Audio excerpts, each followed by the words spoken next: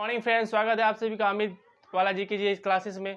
और आज की जो क्लासेस है जो हम लोग क्वेश्चन आंसर करने वाले हैं, जितने भी दो अभी टॉपिक चला था, एक लोकसभा और राज्यसभा, तो आज की जो क्लासेस होगी उसके बेस्ड जितनी इंपॉर्टेंट क्वेश्चन है उस क्वेश्चन को हम लोग डिस्कस करेंगे। तो क्लास बने रहिएगा साथ, काफ़ी मज़ेदार होगा क्लास। तो आज की जो टॉपिक है हमारा क्वेश्चन आंसर बेस्ड होगा, पॉलिटिक है। तो जो इस क्वेश्चन आंसर डिस्कस करने से पहले दो चीज़ों को देखते हैं। एक जो मेरा पहला होगा एक मनी बिल, पहले इसको समझ लेते हैं क्योंकि दोनों क्लासेस ख़त्म हो चुका है। और एक होता है ज्वाइंट सेक्रेटरी, एक धन विधेयक और दूसरा होता है संयुक्त अधिवेशन। इन दोनों का समझेंगे क्या है। एक होता है धन विधेयक, एक संयुक्त अधिवेशन।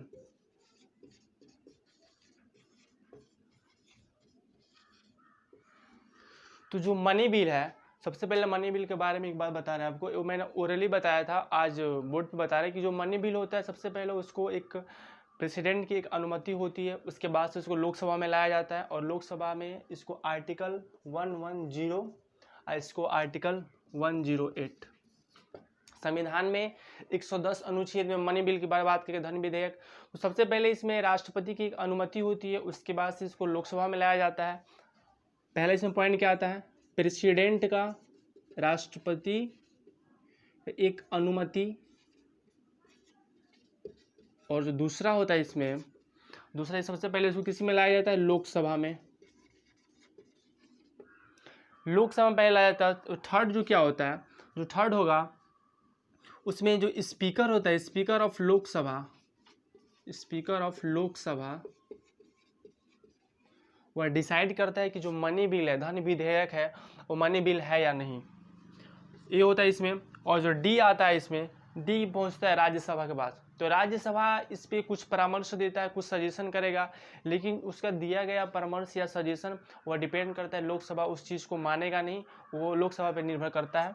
तो वो लोकसभा चाहे तो उस बात को मान भी सकता है, नहीं भी मान सकता है। तो डी कहाँ पहुँचता है, राज्यसभा में। और वहाँ से ई में जब वापस आता है वहाँ से, तो लास्ट में जो प्रेसिडेंट होता है, राष्ट्रपति का होगा, उस पर सिग्नेचर हो जाता है। तो ये हमारे कोई धन विधेयक पास होता है, सबसे पहले उसे प्रेसिडेंट की अनुमति होती है, फिर लोकसभा में लाया जाता है, उस पर स्पीकर ऑफ द लोकसभा जो होता है वो डिसाइड करता है कि वो धन विधेयक है या नहीं है।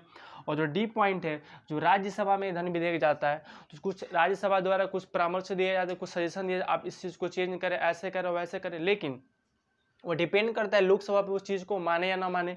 और जो प्रेसिडेंट होता है, फाइनली जो प्रेसिडेंट होगा, प्रेसिडेंट उस पर लास्ट क्या करता है, सिग्नेचर कर देता है, धन विधेयक पास हो जाता है।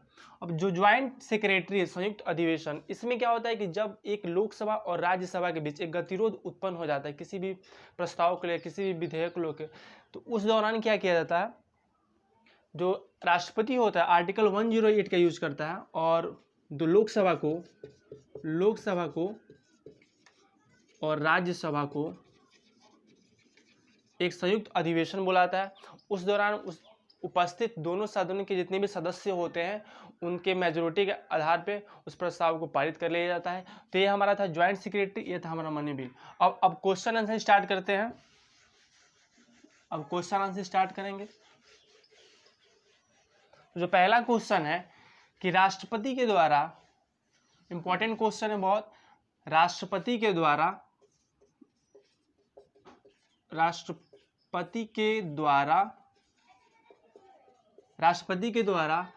आंग्ल भारतीय जो होते हैं, एंग्लो इंडियन आंग्ल भारतीय को लोकसभा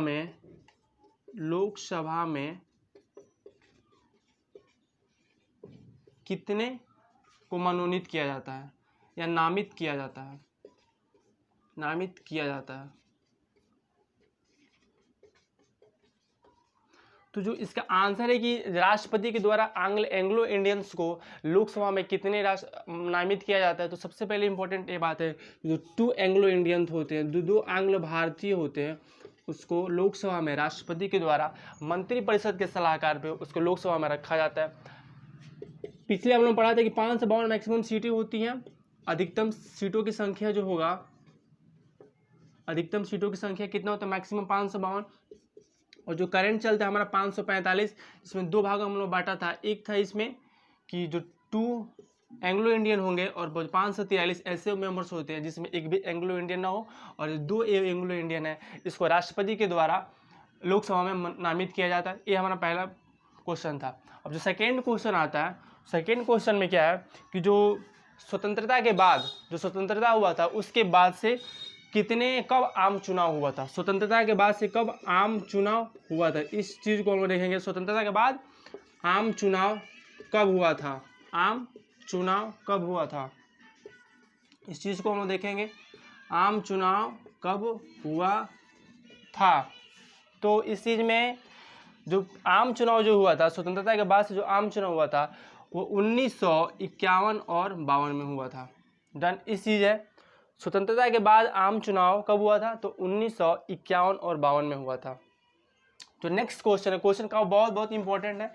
जो अगला क्वेश्चन है कि लोकसभा में, जो अगला क्वेश्चन है हमारा कि लोकसभा में आपको उसके मेंबर बनने के लिए वो कितने एज की जरूरत पड़ती है। तो थर्ड क्वेश्चन है, लोकसभा में सदस्य बनने के लिए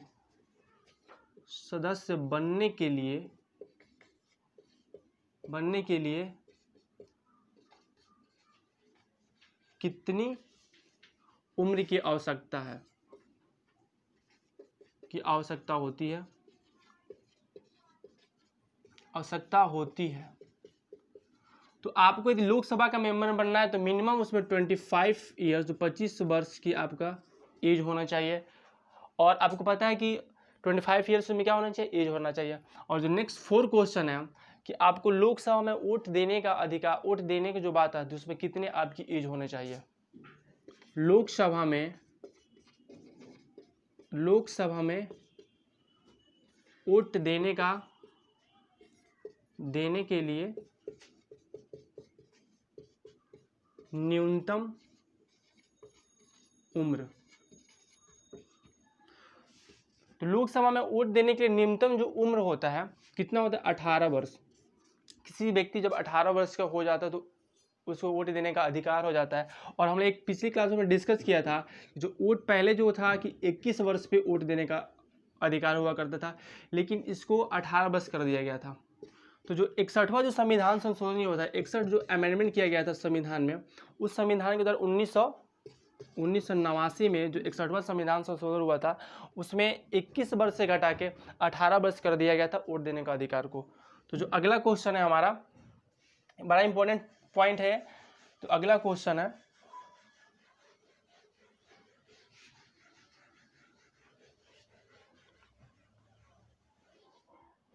कौन राज्य, जो 5th नंबर क्वेश्चन है, कौन राज्य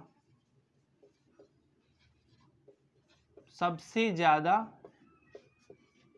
अनुसूचित जनजातियों को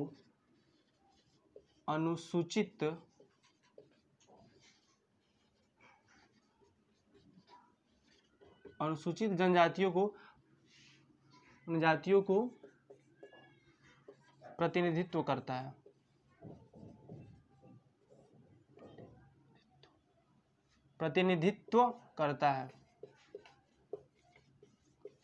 तो सबसे अधिक जो कौन सा राज्य जो अनुसूचित जनजाति को प्रतिनिधित्व करता है, तो वो हमारा एमपी है, मध्य प्रदेश।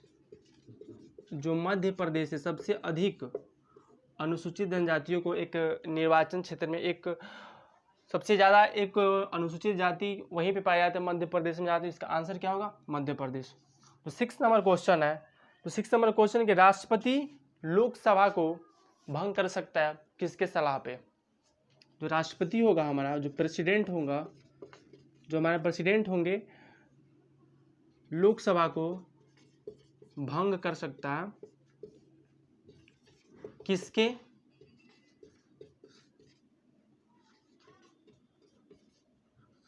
कर सकते हैं, कह लो किसके सलाह पे।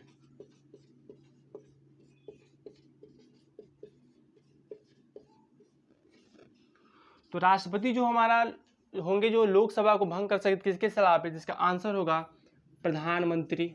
जो हमारे प्राइम मिनिस्टर है उनके एडवाइजरी पे, उनके सलाह पे लोकसभा को क्या किया जाता है, भंग किया जा सकता है।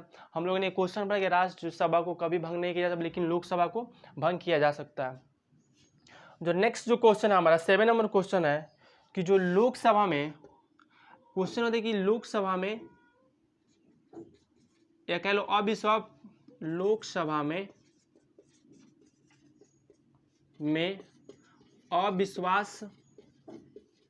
अविश्वास प्रस्ताव लाने के लिए, जो हमेशा चलता रहता, अविश्वास प्रस्ताव लाने के लिए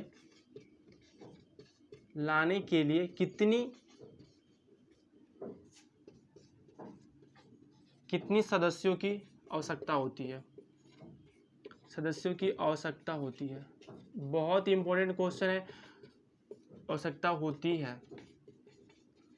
तो लोकसभा में जो एक होता है अविश्वास प्रस्ताव लाने के लिए मिनिमम जो मेंबर्स की आवश्यकता होती है, जो मिनिमम मेंबर्स होंगे हमारे 50 मेंबर्स की आवश्यकता होती है। यदि 50 जो मेंबर्स हो जाते हैं तो आप अविश्वास प्रस्ताव ला सकते हो, और उस दौरान अविश्वास एक बार पास हो जाने पे लोकसभा में जिसकी सरकार रहती है उसकी सरकार आसानी से गिर जाती है। ऐसा होता है अविश्वास प्रस्ताव के द्वारा। तो जो अगला जो क्वेश्चन है 8 नंबर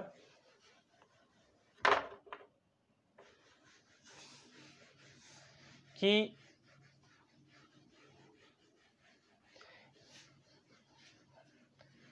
वेस्ट बंगाल में 7 नंबर जो अगला क्वेश्चन है हमारा 9 नंबर होगा, 9 नंबर की वेस्ट बंगाल जो है हमारा, वेस्ट बंगाल में लोकसभा में कितनी सीटें हैं, कितनी सीटें हैं। तो ये जो टॉप 5 जितनी भी एक लोकसभा के स्टेट है, लोकसभा के जितने भी एक जो नंबर है उसको हम यहाँ पे देखेंगे तो वेस्ट बंगाल में तो बात किया जाएगा तो 42 है लोकसभा। तो सबसे अधिक लोकसभा सीट की बात करते हैं, मैक्स एक कैटेगरी बनाते हैं 1, पहला जो आता है हमारा उत्तर प्रदेश।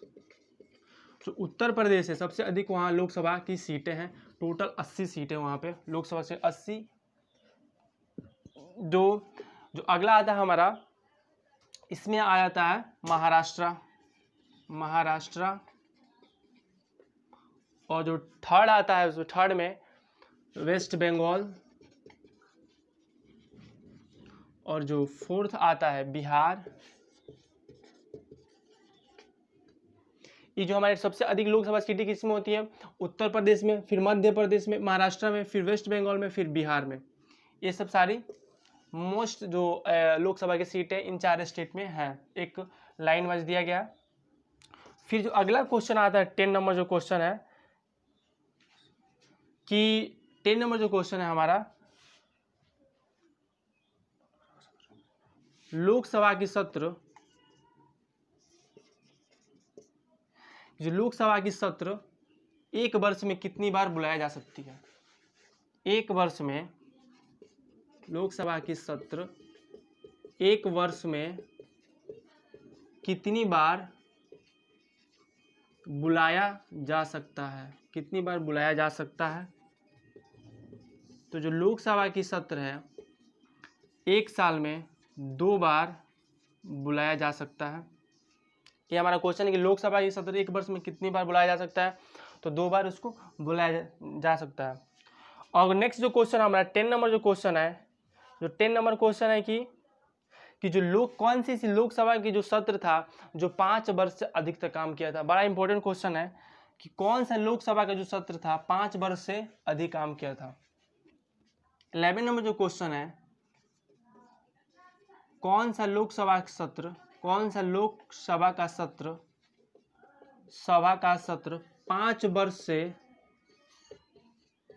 वर्ष से अधिक काम किया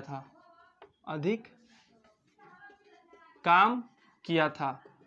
तो वो जो ऑप्शन है इसका आंसर होगा हमारा, कौन सा लोकसभा का सत्र 5 वर्ष से अधिक काम किया था। तो जो आंसर होगा जो 5वीं हमारा लोकसभा का सत्र था, जहाँ 5वीं वो सबसे अधिक 5 वर्ष अधिक काम किया था। वैसे लोकसभा की जो ड्यूरेशन होता है, जो टाइम पीरियड होता है 5 वर्ष का होता है, लेकिन जो 5वीं ऐसी लोकसभा था जो 5 वर्ष से अधिक काम किया था।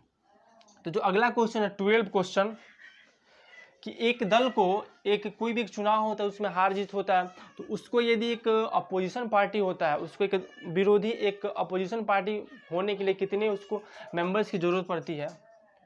तो 12 क्वेश्चन है, किसी दल को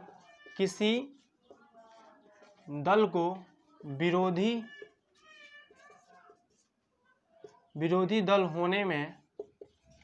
होने के लिए कितनी सदस्यों की आवश्यकता पड़ती है, होने के लिए कितनी सदस्यों की आवश्यकता पड़ती